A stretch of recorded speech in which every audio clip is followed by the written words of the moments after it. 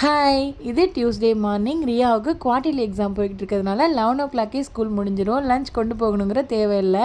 இருந்தாலுமே நான் காலையில் ரொம்ப சீக்கிரமே சமைச்சிட்டேன். ஏன்னா இன்றைக்கி நம்ம லட்டு குட்டு ஃபர்ஸ்ட் டே ஸ்கூல் போக போகிறாங்க. பிரேக்ஃபாஸ்ட்க்கு வந்து பூரியும் சிக்கன் குருமாவும், அதே சிக்கன் குருமா கூடயே ரைஸ் வச்சுட்டு ஆஃப்டர்நூன் லஞ்சையும் முடிச்சிக்கலான்னு பிளான் பண்ணியிருந்தேன். ஃபர்ஸ்ட் டே ஸ்கூலுக்கு போகிறோங்கிற ஆர்வமாக என்னென்னு தெரியல. ரியா 6 மணிக்கு படிக்கிறதுக்காக எந்திக்கும் போதே இவங்களும் சேர்ந்து எழுந்தாச்சு. அதுக்கப்புறம் ரியா கூடயே சேர்ந்து குளிச்சாச்சு, ரியா கூடயே சேர்ந்து சாப்பிட்டாச்சு. ஏதோ நிஜமாவே ஸ்கூலுக்கு போகிறோங்கிற மாதிரியே அலும்பு பண்ணிட்டு இருந்தாங்க எங்கள் அம்மாவும் இவங்க கூட சேர்ந்து.